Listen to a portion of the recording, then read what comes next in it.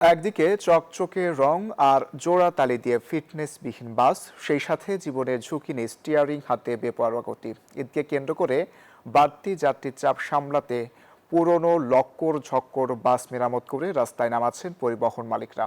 তার সাথে যোগ হচ্ছে বেপরোয়া চালক। এতে বাড়ছে দুর্ঘটনার সংখ্যা, আতঙ্কে যাত্রীরাও। বিশেষজ্ঞরা বলছেন গণপরিবহন খাত নিয়ে সরকারের কঠোর পদক্ষেপ প্রয়োজন। বিস্তারিত মাহমুদ হাসানের প্রতিবেদনে ছবি তুলেছেন হায়দার আলী।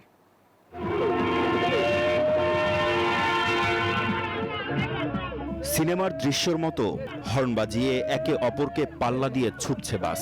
এ যেন সড়ক নয়, মৃত্যুর সঙ্গে প্রতিযোগিতা। ইদানিং সোশ্যাল মিডিয়াতে এমন ভিডিও হরহামেশাই দেখা যায়। বিভিন্ন অঙ্গভঙ্গি করে নিয়ন্ত্রণের বাইরে বেপরোয়া এসব চালক। এখন থেকে মহাসড়কে বাড়ছে যানবাহনের চাপ। সেই সুযোগে চলছে দীর্ঘদিন গ্যারেজে পড়ে থাকা পুরনো লক্কর-ঝক্কর বাসগুলো রং করে টুকটাক মেরামত করে নামানোর প্রস্তুতি। আর বেপরোয়া চালকদের হাতেই তুলে দেওয়া হচ্ছে জোড়াতালি দেয়া এসব বাস।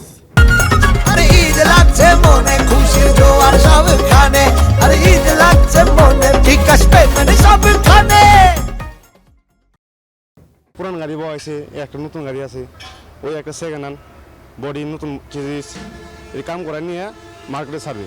মালিকের চাপ মোটামুটি থাকে, যেহেতু সে আগে জিজ্ঞাসা করে যে ভাই যদি চলে তাহলে চালায় দেন। কোথাও ভাঙা বডি ওয়েল্ডিং, কোথাও পুরনো চাকা কিংবা দুর্বল ব্রেক, সবকিছুই দায় সারা সংস্কার করে প্রস্তুত করা হচ্ছে ঈদযাত্রার জন্য। এগুলা বিপজ্জনক, এগুলার মেয়াদ নাই, আর যেগুলার মেয়াদ আছে এগুলা বিপজ্জনক মুক্ত। এখন তো বর্তমানে চাপ এখন বেশি, সামনে ঈদ। সড়ক পথে জনগণের নিরাপদ যাত্রা নিশ্চিত করতে ফিটনেসবিহীন গাড়ি আর বেপরোয়া চালকদের বিরুদ্ধে কঠোর অবস্থানের কথা জানালেন পরিবহন সংশ্লিষ্টরা। বৈধ লাইসেন্সধারী ব্যতীত কোনো ব্যক্তি গাড়ি স্ট্যান্ড হতে পারবে না। এই ব্যাপারে আমরা খুব জিরো টলারেন্স আছি। এবং ফিটনেসের যে ব্যাপারটা আপনি আমাদের বলেছেন, আমাদের তো প্রশ্নই আসে না ফিটনেস ছাড়া গাড়ি চালানো। সেই ক্ষেত্রে আসলে আইন শৃঙ্খলা রক্ষার বাহিনীর সহযোগিতা আমরা কামনা করছি এবং ওনাদেরকে আমরা বলেছি যদি এরকম কোনো গাড়ি আপনারা পান, সেই ব্যাপারে যদি কোনো ব্যবস্থা গ্রহণ করেন, আমাদের সমিতির পক্ষ থেকে কোনো প্রকার অজুহাত আপত্তি থাকবে না। বেপরোয়া চালনায় উদ্বেগ প্রকাশ করে বিশেষজ্ঞরা বলছেন, দেশ ও জনগণের স্বার্থে পরিবহন খাতে সরকারের কঠোর পদক্ষেপ প্রয়োজন। রাষ্ট্র তো শুধুমাত্র একটা সেক্টরের শ্রমিকদের শক্তি, মালিকদের শক্তি না, বরঞ্চ রাষ্ট্রের ক্যানভাসটা অনেক বড়। সেখানে মানুষের নিরাপত্তার জন্য জীবনকে বাঁচাতে গেলে কিন্তু আপনার অনেক সিদ্ধান্ত নিতে হবে, যেটা কোনো একটা গোষ্ঠী হয়তো তার ভালো লাগবে না। কিন্তু রাষ্ট্রের জায়গাটা হচ্ছে যে সেই ট্রাফিক আইনটাকে পালন করা। পৃথিবীর কোনো সভ্য দেশে আপনি অনিরাপদ গাড়ি নিয়ে রাস্তা নামতে পারবেন না।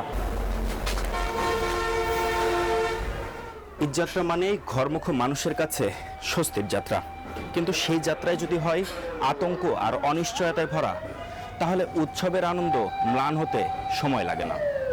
বিশেষজ্ঞরা বলছেন, ফিটনেসবিহীন বাস আর বেপরোয়া চালকদের বিরুদ্ধে এখনই কার্যত ব্যবস্থা না নিলে এবারের ঈদযাত্রাও পরিণত হতে পারে একটি দুর্ঘটনাময় অধ্যায়ে। মাহমুদ হাসান, নিউজ 24, ঢাকা।